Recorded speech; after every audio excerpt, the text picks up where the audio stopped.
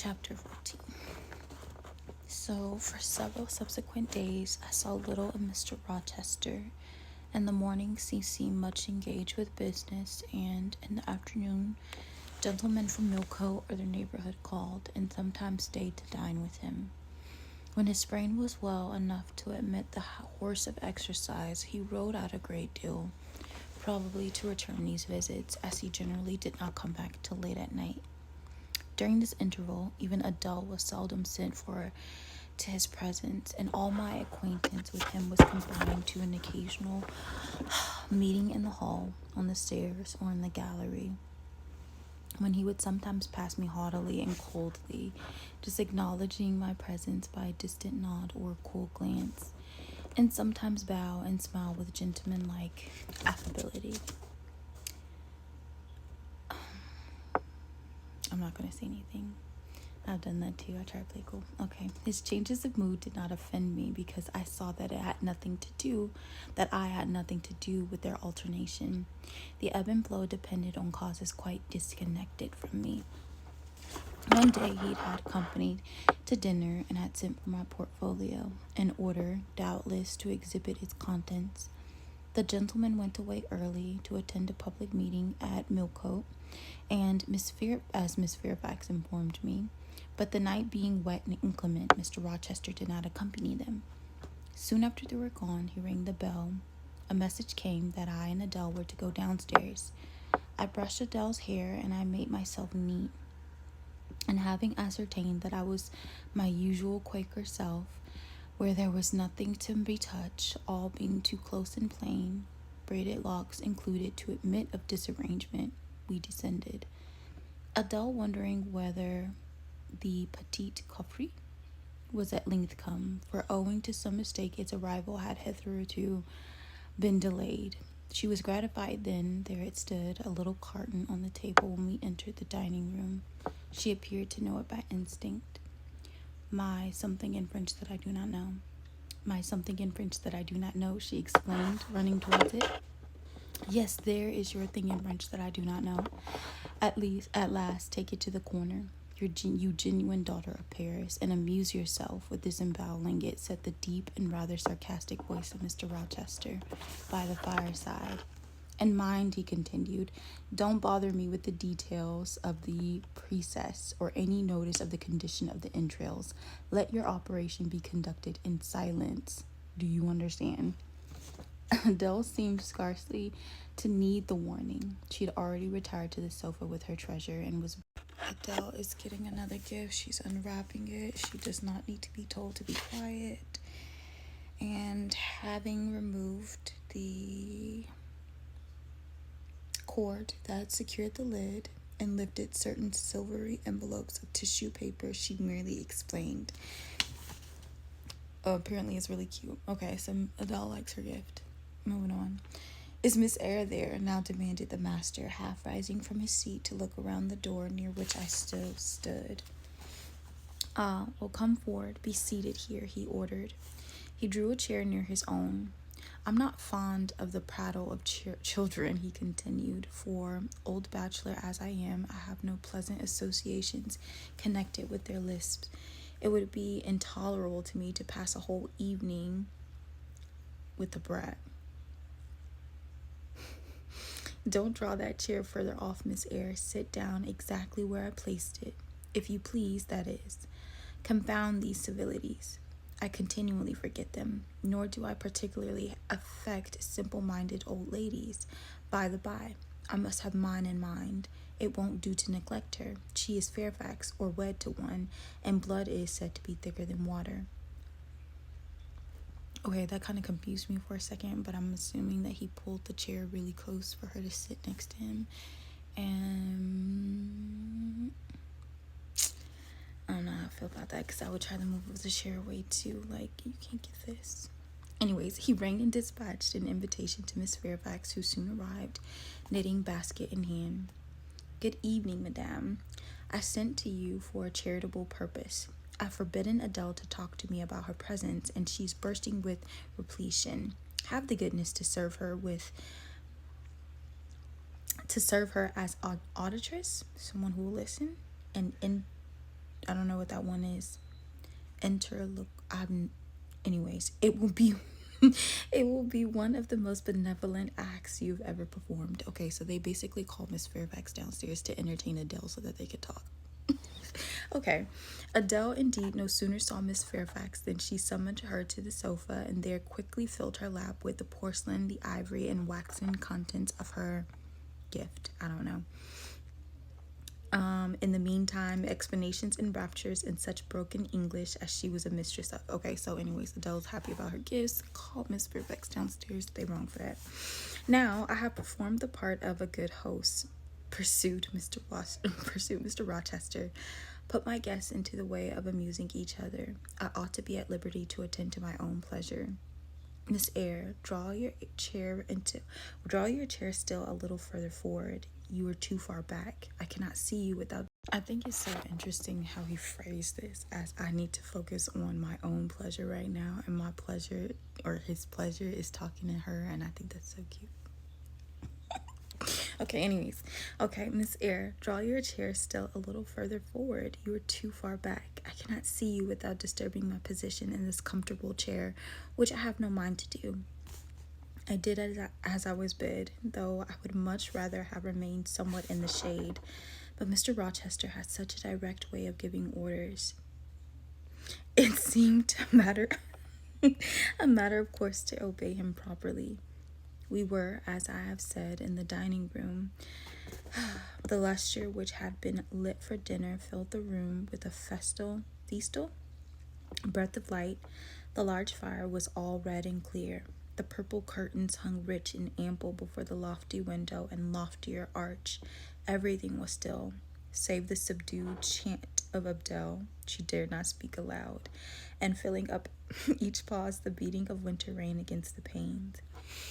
I want to go to England because it seems like it's always raining. I just want to see if it's actually true or if this is like just a thing. Anyways, I just want to see. Okay. Mr. Rochester, as he sat in the damask-covered chair, looked different to what I had seen him look before. Not quite so stern and much less gloomy.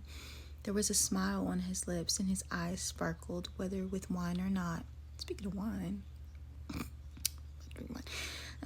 Okay. With wine or not, I'm not sure, but I think it very probable.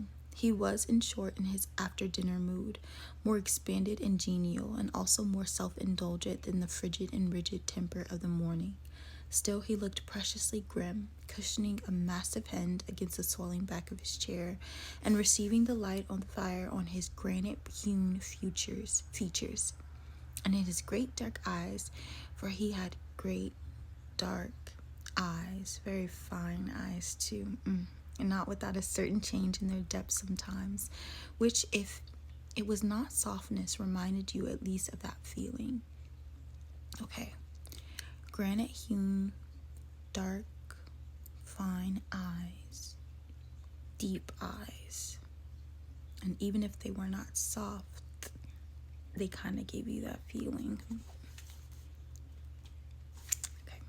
He had been looking 2 minutes at the fire, and I had been looking the same length of time at him, when turning suddenly he caught my gaze. You examined me, Miss Eyre, he said. Do you think me handsome? I should, if I had deliberated, have replied to this question by something conventionally vague and polite, but the answer somehow slipped from my... Okay. He catches her off guard, and rather than reply with something conventionally vague and polite, the answer slips from her tongue. No, sir. Ah, by my word, there's something singular about you, said he.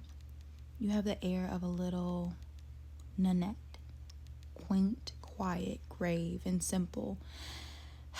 As you sit there with your hands before you, and your eyes generally bent on the carpet, except by the by when they are directed piercingly to my face, as just now, for instance.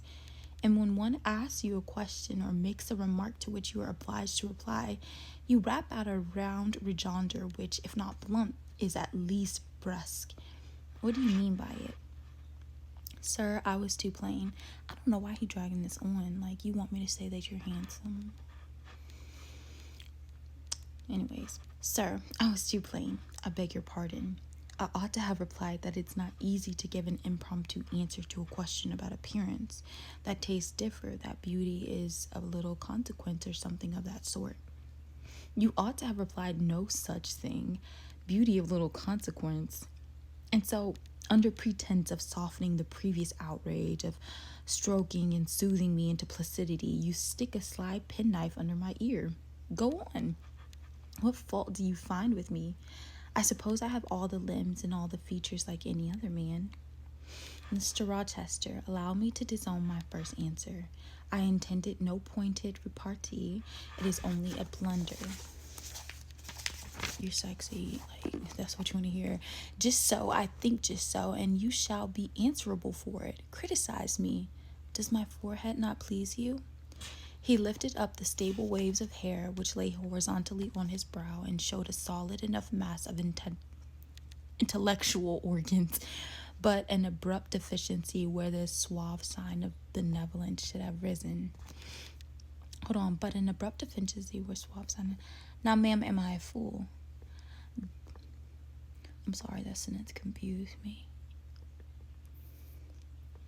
Anyways, he wants to know if she thinks he's handsome. The sentence is throwing me, though. Far from it, sir. You would perhaps think me rude if I inquired in return whether you are a philanthropist. Hold on. What are they talking about? Sometimes they lose me. Okay. He lifted his hair and showed his face, but an abrupt deficiency where the suave sign of benevolence should have risen. Okay. Now, ma'am, am I a fool? Far from it, sir. You would perhaps think me rude if I inquired in return whether you're a philanthropist. That again, upon review, I'm going to take this sentence as he lifts his hair. She knows he's intellectual, but he lacks benevolence. He lacks kindness. He's kind of like a cynic, as is she. But that's how I'm going to take this sentence because nothing else makes sense. And that's the only thing that could. Anyways, okay.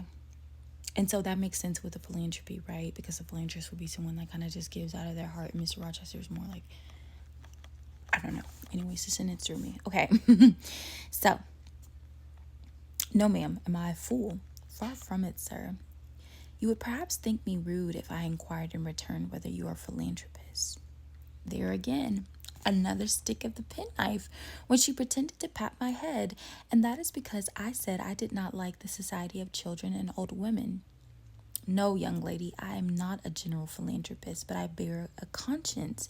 And he pointed to the prominents which are said to indicate that faculty, and which, fortunately for him, were sufficiently conspicuous, giving indeed a marked breadth to the upper part of his head. And besides, I once had a kind of rude tenderness of heart. When I was as old as you, I was a feeling fellow enough, partial to the unfledged, unfostered, and unlucky. But fortune has knocked me about since. She even knocked me with her knuckles, and now I flatter myself I am hard and tough as India rubber ball. Pervious, though, through a clink or two still, and with one sentient point in the middle of the lump. Yes, does that leave hope for me?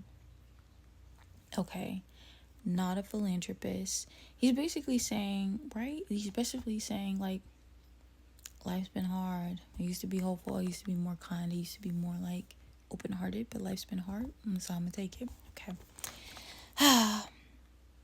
Hope of what, sir? So he says, does that leave hope for me? And she says, hope of what, sir?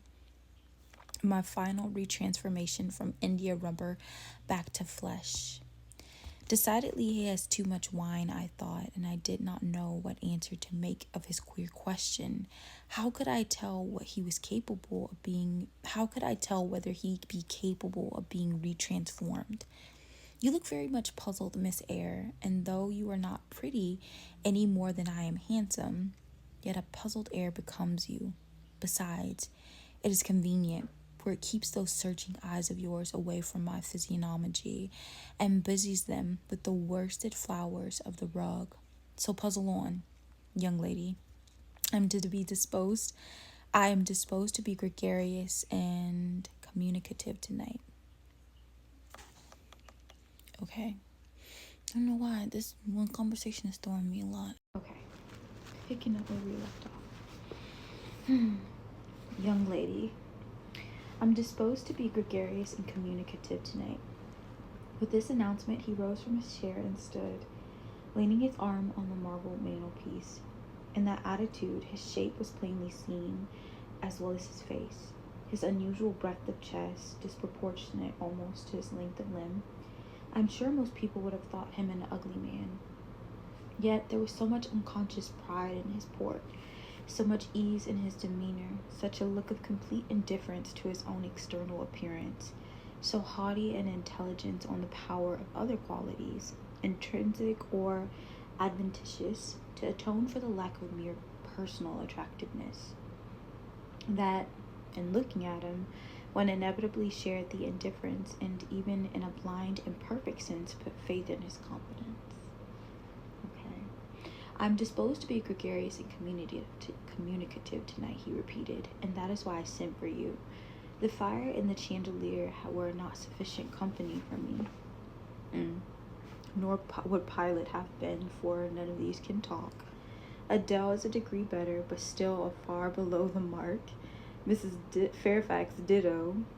And you, I'm persuaded, can suit me if you will. You puzzled me the first evening I invited you down here. I've almost forgotten you since. Other ideas have driven yours from my mind, but tonight I'm resolved to be at ease, to dismiss what importuned and recall what pleases. It would please me to draw you out, to learn more about you, therefore speak. No, I'm not telling you about me. You need to learn. Anyways, instead of speaking, I smiled, and not a very complacent or submissive smile either. Speak, he urged. What about, sir? Whatever you like. I leave both the choice of subject and the manner of treating it entirely to yourself. Accordingly, I sat and said nothing. If he expects me to talk for the mere sake of talking and showing off, he will find he addressed himself to the wrong person, I thought. You are dumb, Miss Eyre, bitch. Okay, I was dumb still. He bent his head a little towards me, and with a single hasty glance seemed to dive into my eyes. Stubborn, he said, and annoyed. Ah, it is consistent. I put my request in and observed almost insolent form. Miss Eyre, I beg your pardon. The fact is, once for all, I don't wish to treat you like an inferior. That is, correcting himself, I claim only such superiority. Yeah, telling somebody to speak is a little wild, but some people would take the opportunity, and I guess that's why they fit. Because a lot of people, you wouldn't even have to ask. That's why I like Jane. Yeah. Anyways, okay, he says, I don't wish to treat you as an inferior. I claim only such superiority as must result from 20 years difference in age and a century's advance in experience. Oh, man. That is legitimate. Yes, okay, I'm not saying that. Etienne, as Adele would say, and it is by virtue, by the superiority in this alone, that I desire you to have the goodness to talk to me a little now. And divert my thoughts, which are galled with dwelling on one point, cankering as a rusty nail. Okay. Let's see. It says, he had designed an explanation, almost in an apology. I die not feeling insensible to his condescension, and would not seem so. I'm willing to amuse you if I can, sir. Quite willing, but I cannot introduce a topic, because how do I know what will interest you? Ask me questions, and I will do my best to answer them. Then, in the first place, do you agree with me that I have a right to be a little masterful, abrupt, perhaps exacting sometimes on the grounds I stated, namely that I am old enough to be your father, and that I have battled through a varied experience with many men of many nations and roamed over half the globe, while you have lived quietly with one set of people in one house? Do as you please, sir. I don't agree with that. Yes, you have 20 years of experience on me. Yes, you've been around the globe. Yes, you've traversed and done all of these things, but I answer to no one. Anyways, That is no answer, or rather, it is simply very irritating because a very there is no answer, or rather, it is a very irritating because a very evasive one replied clearly. I replied clearly, do whatever the fuck you want. That let me stop. Okay, let me focus. Okay. I don't think, sir. You have a right to command me merely because you are older than I am, or because you have seen more of this world than I have. Your claim to superiority depends on the use you have made of your time and experience.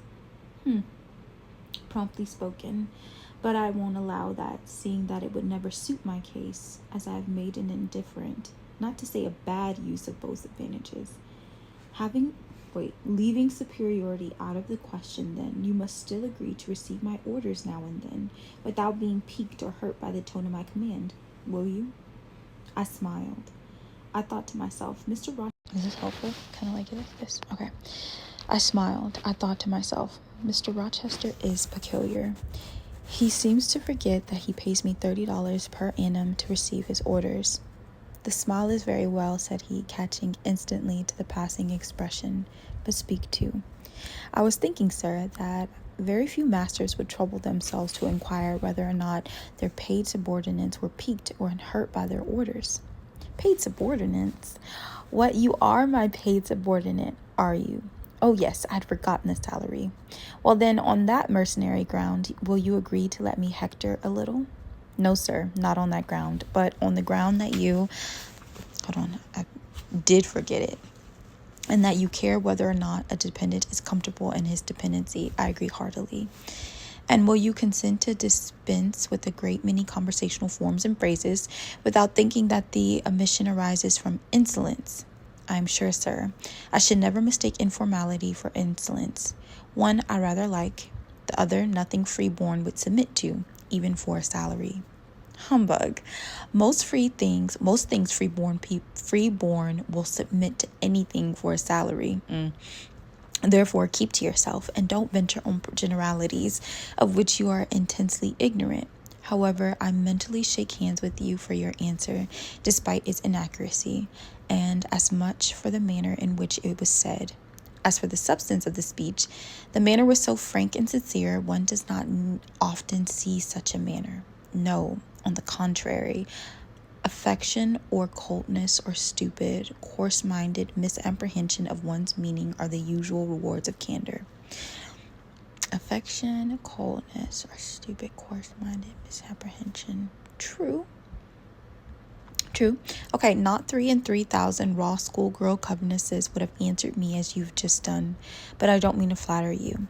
If you were cast in a different mold to the majority, it is no merit of yours. Nature did it. And then, after all, I go too fast in my conclusions for what I yet know. You may be no better than the rest. You may have intolerable defects to counterbalance your few good points. And so may you, I thought. My eye met his as the idea crossed my mind. He seemed to read the glance, answering as if import had been spoken as well as imagined. Yes, you are right. I have plenty of faults of my own. I know it, and I don't wish to palliate them. I assure you. God wot, I need not to be too severe about others. I have a past existence, a series of deeds, a color of life to contemplate. I'm going to do that because it's so hard to read that way. Okay, so moving on, it says, I have a past existence, a series of deeds, a color of life to contemplate with my own breast, which might well call my sneers and censures from my neighbors to myself. I started, or rather, for like all other defaulters, I like to lay half the blame on ill fortune and adverse circumstances, was thrust on to a wrong tack at the age of 21, and have never recovered the right course since. But I might have been very different. I might have been as good as you. Wiser, almost as stainless. I envy your peace of mind, your clean conscience, your unpolluted memory. Little girl, a memory without blot or contamination must be exquisite, an exquisite treasure, an inexhaustible source of pure refreshment, is it not? How was your memory when you were 18, sir? All right then, limpid, salubrious, no gush of bile water had turned it to fetid puddle. I was your equal at 18, quite your equal. Nature meant me to be, on the whole, a good man. Miss Eyre on the one of the better end, and you see I am not so. You would say you don't see it. At least I flatter myself I read as much in your eye. Then take my word for it. I'm not a villain. You're not supposed to that. Take my word for it. I'm not a villain. You are not to suppose that. Not to attribute to me any such bad eminence, but owing, I verily believe, rather to circumstances than to my natural bent. I'm a trite, commonplace sinner, hackened in all my poor petty dispositions, with the rich and worthless try to put out my life. Do you wonder that I vow this to you? Okay. Not a villain. Naturally, I try to be a good person. I've had some circumstances, and being rich impacted that.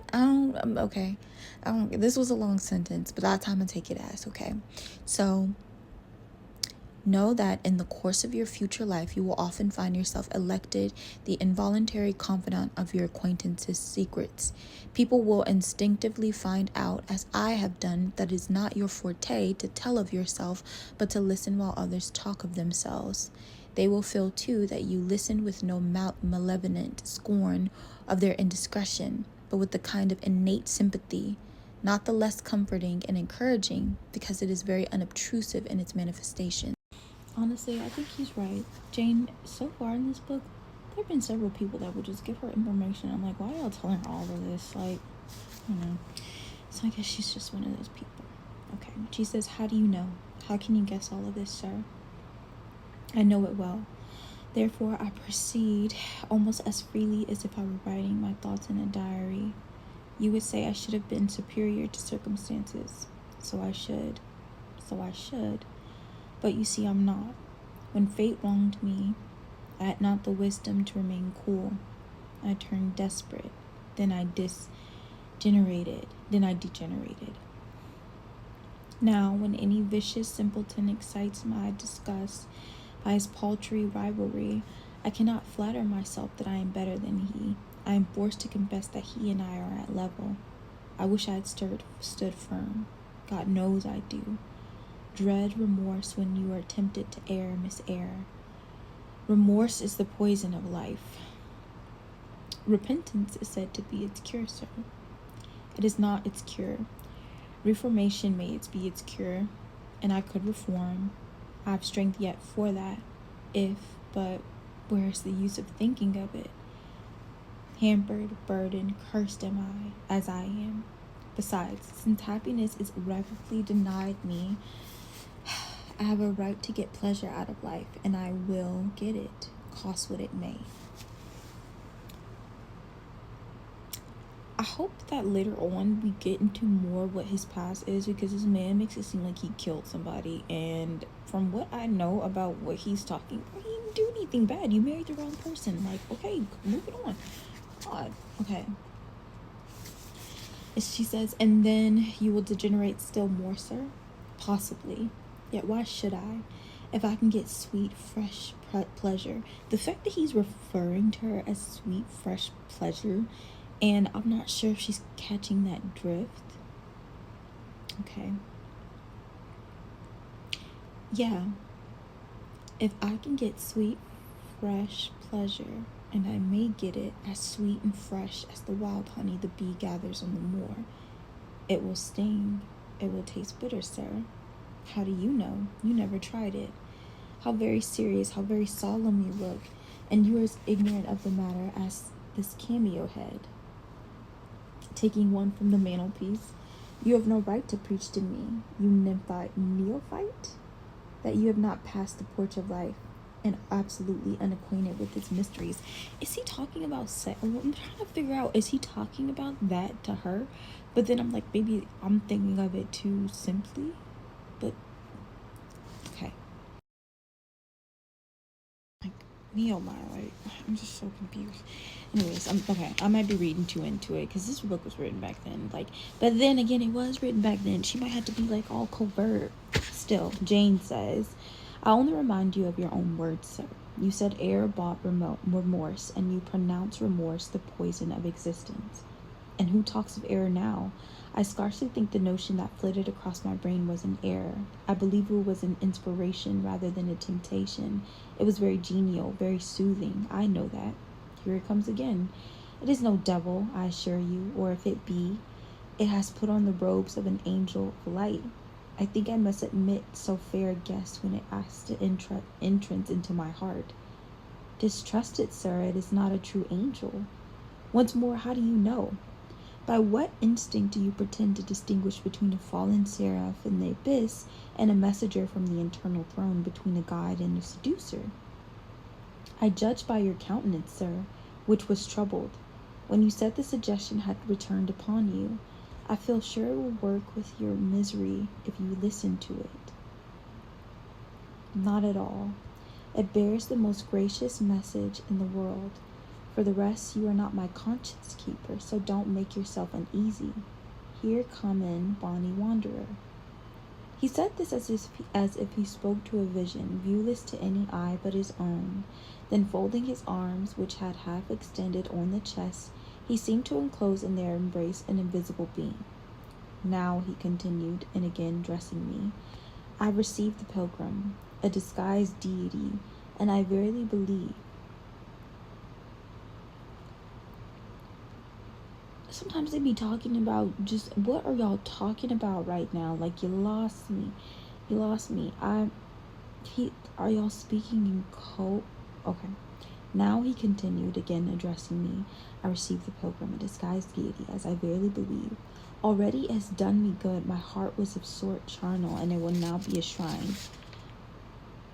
To speak the truth, sir, I don't understand you at all. Okay, good. Not the only one. I cannot keep up the conversation. Thank you. Because I was like, what the fuck are you doing? I believed. Okay, because it has gotten out of my depth. Only one thing I know.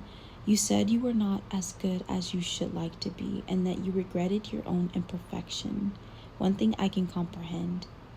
You intimated that to have a sullied memory was a perpetual bane. It seems to me that if you tried hard, you would in time find it possible to become what you yourself would approve, and that if from this day you began with resolution to correct your thoughts and actions, you would in a few years have laid upon a new and stainless store of recollections to which you might revert with pleasure. True. Justly thought, rightly said, Miss Eyre, and at this moment I am paving hell with energy. Sir? I'm laying down good intentions, which I believe durable as flint. Certainly my associates in pursuit shall be other than they have been. And better? And better, so much better as pure ore is than foul dross. You seem to doubt me. I don't doubt myself. I know what my aim is and what my motives are, and at this moment I pass a law, unalterable as the Medes and Parisians, that both are right. They cannot be, sir, if they require a new statute to legalize them. They are, Miss Eyre, there absolutely required new statutes. Unheard of combinations of circumstances demand unheard of rules. Okay. He's setting new rules for himself and choosing not to judge his desires. And I thought she was telling him, like, okay, maybe if you think differently, if you perceive things differently, then you would have a different path. And he's like, well, I'm not going to make a different path. I'm just going to change my judgment of myself. Is that? I wish I had somebody here to just tell me if I was understanding. I'll look it up. Okay. Miss Collins, where are you when I need you? They cannot be, sir. If they require a new statute to legalize them, they are, Miss Eyre. Okay. They are, Miss Eyre. Though they are absolutely required new statute. Is it statute? Statute? Unheard of combinations or circumstances demand unheard of rules. That sounds a dangerous maxim, sir, because one can see at once that it is liable to abuse. Yes, you would abuse that. So it is, but I swear by my household gods not to abuse it. You are human and fallible. I am. So are you. What then? The human and fallible should not arrogate a power with which the divine and perfect alone can be safely entrusted. What power? That of saying of any strange, unsanctioned line of action, let it be right. Okay, so Mr. Rochester is basically saying I'll do what I want to do. Like, I'll choose to judge myself. And Jane's like, well, you're only a man. Like, you need to hold yourself accountable. There needs to be accountability. Again, Miss Collins, where you at? That of saying, of any strange, unsanctioned line of action, let it be right. Let it be right, the very words you have pronounced them. May it be right, then, I said, as I rose, deeming it useless to continue a discourse which was all darkness to me, and besides, sensible that the character of my intercolour was beyond my penetration, at least beyond its present reach, and feeling the uncertainty, the vague sense of insecurity which accompanied a conviction of ignorance. I'm about to leave. What is he talking about? Where are you going? To put Adele to bed. It's past her bedtime. You're afraid of me because I talk like a sphinx. Nah, nigga, I'm confused. You are afraid. When she said your language is enigmatal, like it's an enigma, sir. But though I am bewildered, I'm certainly not afraid. You are afraid. Your self-love dreads a blunder. In that sense, I do feel apprehensive. I have no wish to talk nonsense. If you did, it would be in such a grave, quiet manner. I should mistake it for sense. Do you never laugh, Miss Eyre? Don't trouble yourself to answer. I see. You laugh rarely. But you can laugh very merrily, believe me. You're not naturally austere any more than I am naturally vicious. The low-wit constraint still clings to you somewhat, controlling your features, muffling your voice, and restricting your limbs, and you fear in the presence of a man and a brother or father or master or what you will to smile too gaily, speak too freely, or to move too quickly. But in time I think you will learn to be natural with me. And I find it impossible to be conventional with you, and then your looks and movements will have more vivacity and variety than they dare offer now. I see at intervals the glance of the curious sort of bird through the close-set bars of a cage, a vivid, restless, resolute captive in there. Were it but free, it would soar cloud high. You are still bent on going. It has struck 9, sir. Never mind. Wait a minute. Adele is not ready to go back to bed yet. My position, Miss Eyre, with my back to the fire and my face to the room, favors observation. While talking to you, I have also occasionally watched Adele. She pulled out of her box about 10 minutes ago a little pink silk frock. Rapture lit her face as she unfolded it. Coquetry runs through her blood, blends with her brains, and seasons the marrow of her bones. She is now with Sophie, undergoing a robing process. In a few minutes she will re-enter, and I know what I shall see. A miniature of Celine Varens, as she used to appear on the boards of the rising of... But never mind that. However, my tenderest feelings are about to receive a shock, such as my presentiment, stay now, to see whether it will be realized. Why did he say all of that about her? What was the point of that? Okay. Ere long, Adele's little foot was heard tripping across the hall. She entered transformed as her guardian had predicted, a dress of rose-colored satin, very short, and as full as the skirt as it could be gathered, replaced the brown frock she had previously worn. A wreath of rosebuds circled her forehead. Her feet were dressed in silk stockings and small white satin sandals. Something in French. Da-da-da-da. She sashayed across the room till, having reached Mr. Rochester, she wheeled lightly round before him on a tiptoe, then dropped on one knee at his feet, exclaiming, French. French, precisely, was the answer, and more French, Mr. Rochester replied. Anyways, what is he saying? What are you doing, my girl Adele, like that? They be treating this girl like, okay, she gonna show off the clothes she bought. Now, what does he say? She charmed my English gold out of my British breeches pocket. I've been green too, Miss Eyre. Aye, green, grass green. Not a more Vernal tint, fresh as new now, then one's fresh in me. Okay, good grief, they be confusing me. Anyways, she's trying to leave. He stops her, and because she's trying to talk about Adele. And he's like, you know what you need to know about Adele? She's gonna come back here. She just unwrapped her present. She's gonna come back here. She's gonna do X, Y, and Z. And you know why? Because she's just like her mama, her gold digging mama. But that's not her fault. Like, you bought her. Why buy the child? Well, but then I guess it's still nice that he's getting her things that he knows she'll like, even though he thinks that they're silly. I don't know how I feel about it. Okay, anyways. He says, I used to be as green as you, Jane. However, my spring is gone. It has left me that French floweret on my hands, which in some moods I would fain to be rid of. Not valuing now the root whence it sprang, having found that it was of sort which nothing but gold dust could manure.